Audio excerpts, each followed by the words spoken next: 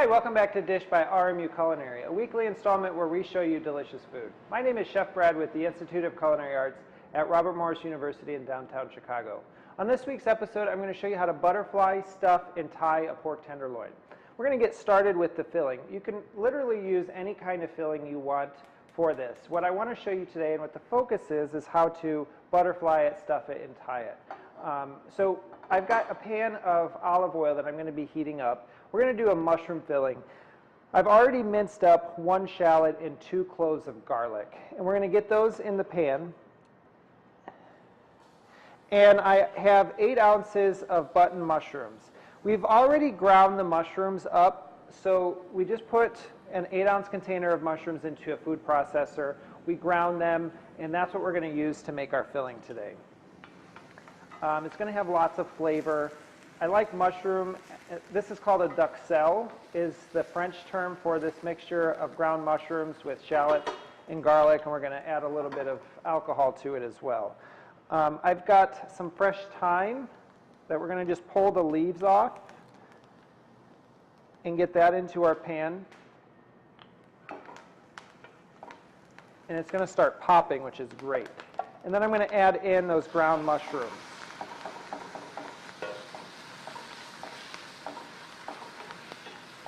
Since the mushrooms are ground, it's not going to take very long at all for this to come together. We really just want to get that raw mushroomy taste out of the mushrooms.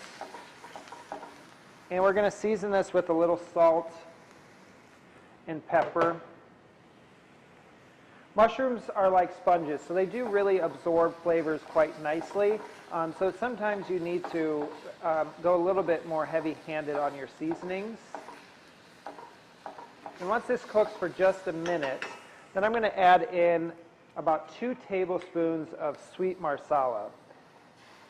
And this is going to go really well with pork, and we're going to let this reduce down. If you don't have marsala, any whiskey or bourbon will do, or even sherry would be really nice in this mixture. I just like to add a little sweet notes whenever I'm cooking pork. I think that pork can handle a little bit of that sweetness. So we're going to set that off to the side while we get our pork ready. So I've got 1 whole pork tenderloin, and this is what a pork tenderloin looks like. It's a little bit different than a pork loin. It's a lot smaller, usually feeds about 2 people. And what we're going to do is all of this fat on here, we're going to pull off. And it comes off really easily. You might need to use a boning knife just to help out a little bit. We want to pull the fat off because what's important to remove on a piece of meat like this, and it's the same with the beef tenderloin, is the silver skin underneath the fat. The silver skin is connective tissue, and it's really the only thing that will not tenderize or soften or melt off of a piece of a meat. So any pieces or cuts of meat that has silver skin on it, you do want to try and remove as much of it as you can. So usually the fat will just pull off really nicely, and then you have this piece of silver skin exposed right there. And that's what we're going to be removing. Okay, so you want to leave as much of the meat behind as you can and just get that piece of silver skin off of there. Now we're going to butterfly this because we're going to put our delicious mushroom mixture in. I usually cut the tail piece off just because it's a little thinner and harder to stuff. And we're going to do just 1 portion, so I'm going to cut this in half. Now, I find cutting in half also makes it a little bit easier to work with. If you're comfortable, you can certainly stuff the whole thing, but working in smaller portions tends to work easier for me.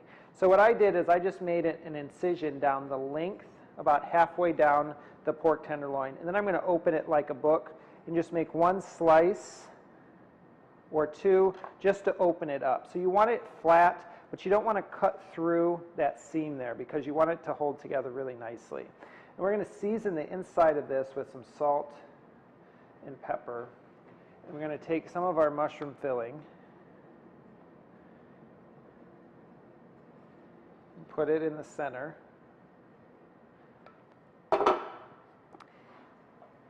And we're going to roll this up.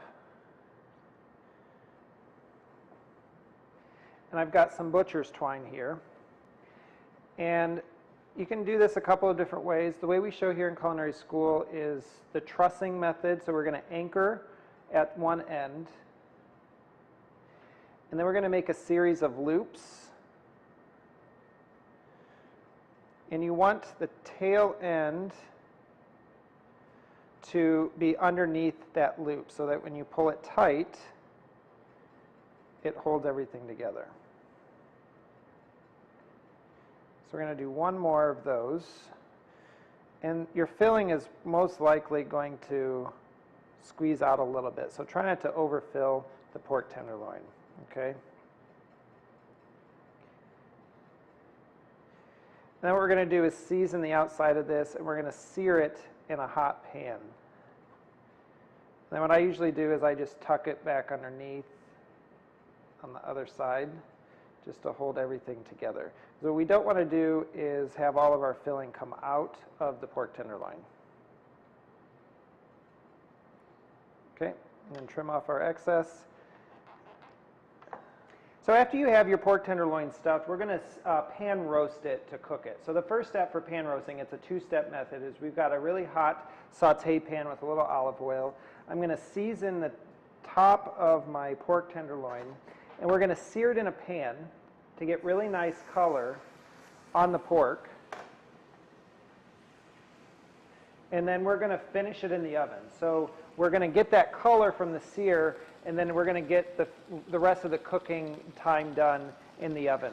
Now, when you're cooking pork, it is perfectly okay to cook pork to medium or even medium rare if you prefer it that way.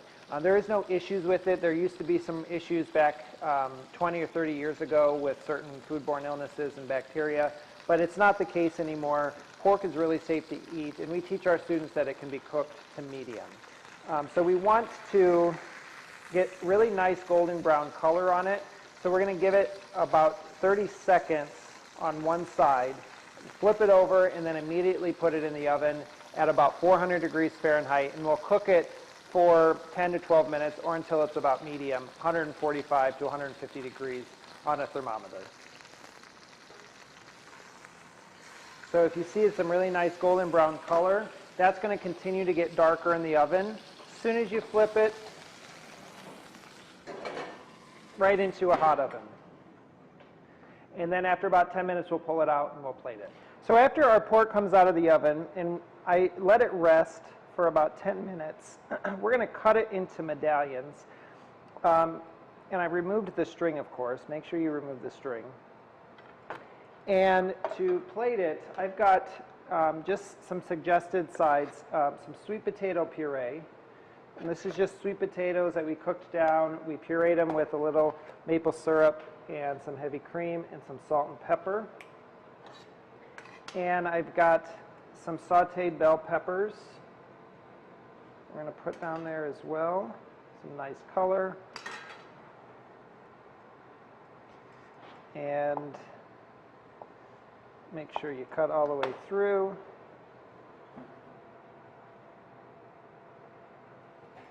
And we're going to garnish with a few microgreens right there.